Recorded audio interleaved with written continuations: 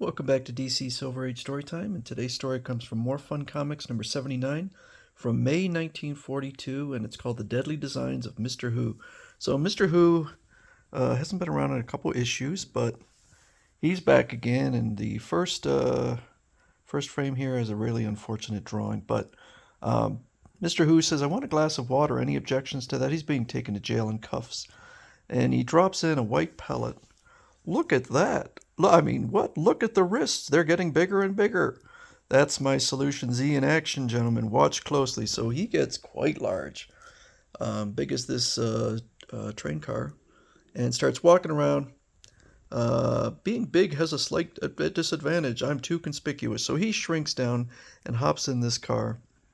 And the cop was going to give it a parking ticket. "Pull over, buddy." Yow! Talking to me, officer. So the solution made him invisible, and maybe his clothes invisible also. And I don't know. Somehow the police officer flips off his bike. Meanwhile, Kent Nelson and Inza are walking around at the Morgan estate. Now that Mr. Who is on his way to jail, things seem pretty quiet for me. Something will turn up, and there he is. Mr. Who. Not a ghost, but Mr. Who. Oh, on that wall. But Kent Nelson looks, doesn't find anything, but at his feet is a tiny Mr. Who going through blades of grass, and there is the private library of multimillionaire P.J. Moggins. What was that sound? Could that be a walking doll? It looks mighty lifelike to me. Then he grows to large size. "Help!" And in the shadows we can see, looks like he's strangling Moggins. "With money I can take my rightful place as the greatest criminal of all time." Kent Nelson heard the cry and goes rushing upstairs. "Mr. Moggin, it looks as though Inza was right after all." So he goes to chase after Mr. Who, which he catches up to. "You, Dr. Fate, greetings and farewell, for back to jail you go." Gives him a punch to the jaw, but Mr. Who starts growing enormous and so big that he's now able to try and crush Dr. Fate under his foot. But Dr. Fate uses the shoelace to swing out and gets kicked for his trouble into a tree and drops to the ground unconscious. He's done for. That was close, but to think any man can beat me when I have my Solution Z is absurd, and he drives off. Back to his gang. "Who? Why, it's Mr. Who. Say, what are you doing? Say, what are you saying? Who is he?" "That's just who it is, Benny, Mr. Who." So, yeah, Gardner Fox always has fun with his name. And a little, well, I think he's used this ability before, but the Solution Z makes him look like P.J. Moggins. "Yeah, you look familiar." "Sure he does. He looks like old P.J. Moggins." So he's going to go there and take Moggins' place. And Moggins, Inza says, he's alive but quite weak. They've taken him to a hospital. "Then that's where I'm going. I'd like to feel that I've guarded him until he's back on his feet again." So Mr. Who and his henchmen go into the hospital. "This is an emergency. Can we have a room right away?"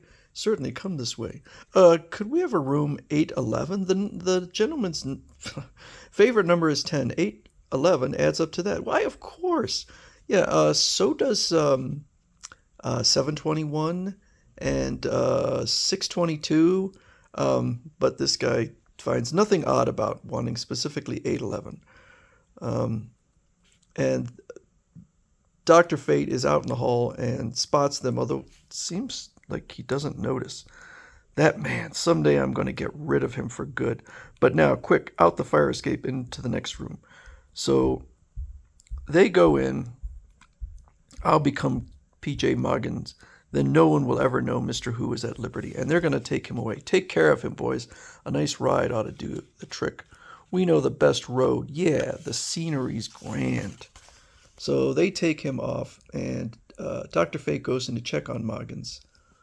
But unfortunately for Mr. Who, the Solution Z can act on its own to defend him, and he starts growing bigger. Mr. Who, am I glad to see you? I'm giving you the glad hand. Oof. Now, I thought that his henchmen had gone out the window, but they're still there hanging out. 2 more cases. I haven't seen you two since Mr. Who was sent to jail. Yeah, drop him, Morgan, and run. Drop Morgan and run. But he smashes their heads together. This man is P.J. Morgan, nurse. The other is an imposter who demands my attention.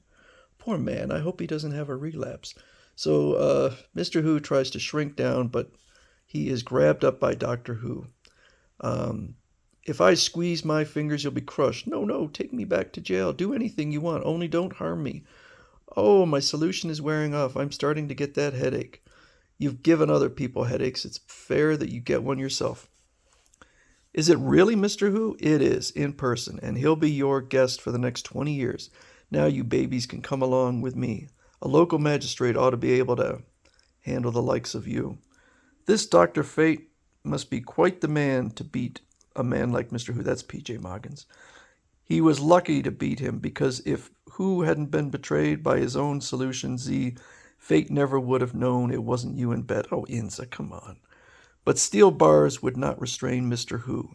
If he had his solution Z, can the underworld deliver some to him? Don't miss the thrilling Dr. Fate sequels in More Fun Comics. And he will return at least once. I'm not sure how many times, but maybe just once more.